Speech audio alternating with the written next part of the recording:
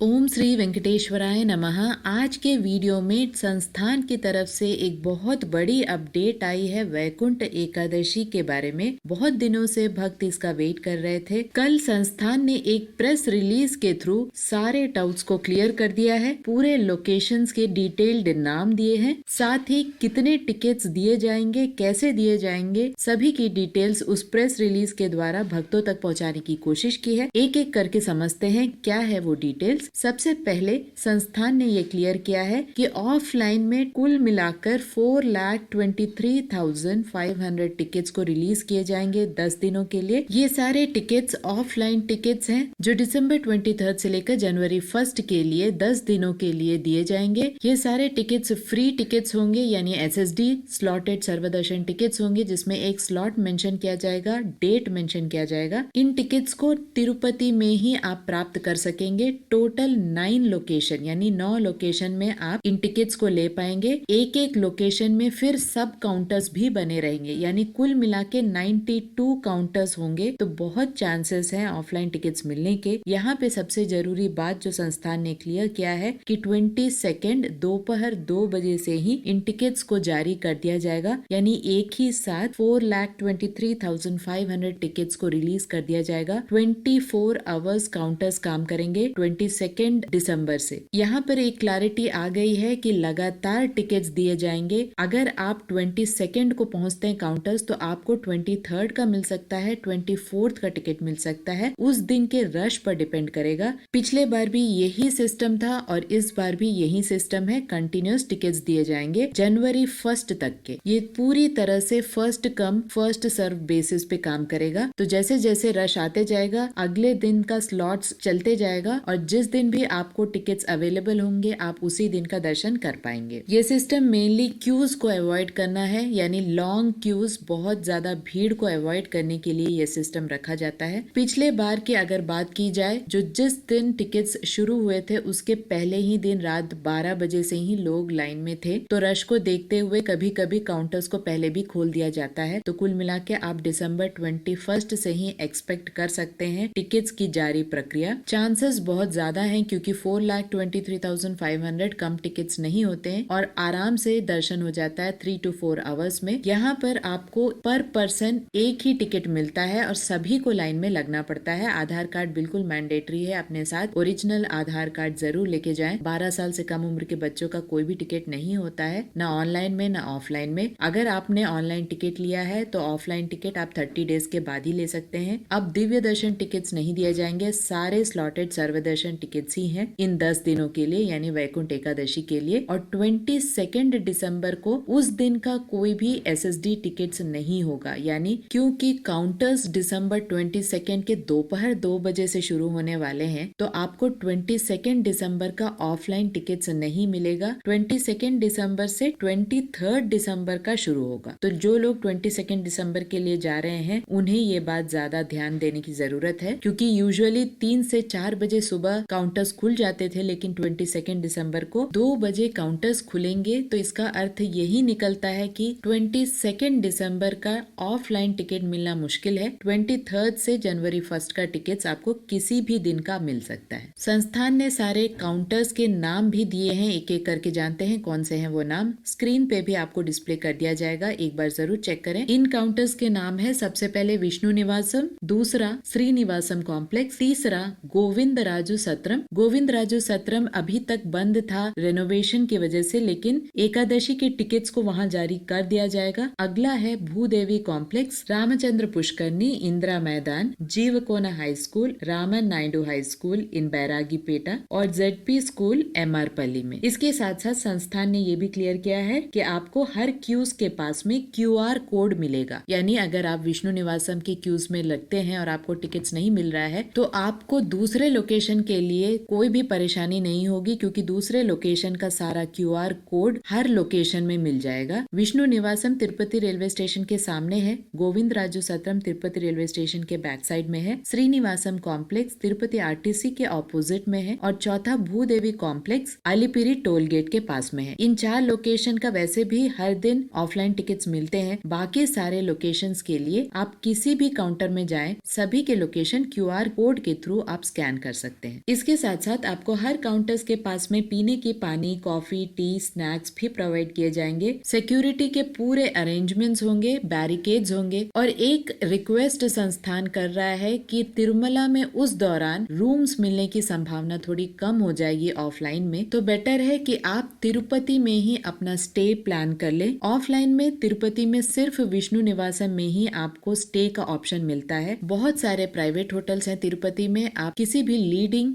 Booking website से reviews देख ले, बजट देख ले और अपनी बुकिंग करा ले, या आप डायरेक्टली भी जाकर आराम से स्टे कर सकते हैं। विष्णु निवासम में और श्रीनिवासम कॉम्प्लेक्स में फ्री लॉकर फैसिलिटीज भी है। तिरुमला में यात्री सदन 1, यात्री सदन 2, माधव निलयम और पद्मनाभ निलयम, ये सारे फ्री लॉकर फैसिलिटीज आपको तिरुमला में भी उपलब्ध है। तिरुमला में सिर्फ सीआरओ ऑफिस के पास जाकर ही आप ऑफलाइन में रूम्स के लिए रजिस्टर करा सकते हैं, लेकिन लिमिटेड संख्या में रूम्स होने की वजह से तिरुमला में आपको रूम्स मिलने की संभावना बहुत कम हो जाती है, खासकर वैकुंठ एकादशी के दौरान। सबसे इम्पोर्टेंट बात यहाँ पर यह है कि दिसंबर 23 से जनवरी 1 तक बिना कोई टिकट आप तिरुमला आ तो सकते हैं, लेकिन मंदिर परिसर के अंदर जाकर भगवान के दर्शन नहीं कर सकते। यानी आपके पास या तो ऑनलाइन टिकट होना चाहिए या ऑफलाइन टिकट होना चाहिए। अगर आपके पास टिकट नहीं है, आप तिरुमला पहुंच गए हैं, तो आप बाकी के सारे दर्शन कर सकते हैं। स्वामी पुष्करनी नदी में स्नान कर सकते हैं, बाल दान दे सकते हैं, पाप विनाशनम, आकाश गंगा, ये सारी चीजें विजिट कर सकते हैं। तिरुमला में कौन कौन से पुण्य क्षेत्र हैं जहाँ पर आप विजिट कर सकते हैं, उसकी पूरी डिटेल वीडियो मैंने ऑलरेडी बनाई है, लिंक डिस्क्रिप्शन बॉक्स में मिल जाएगा। एक बार जरूर चेक करें। तो ये सारी डिटेल्स को ध्यान में रखें और उसी प्रकार अपनी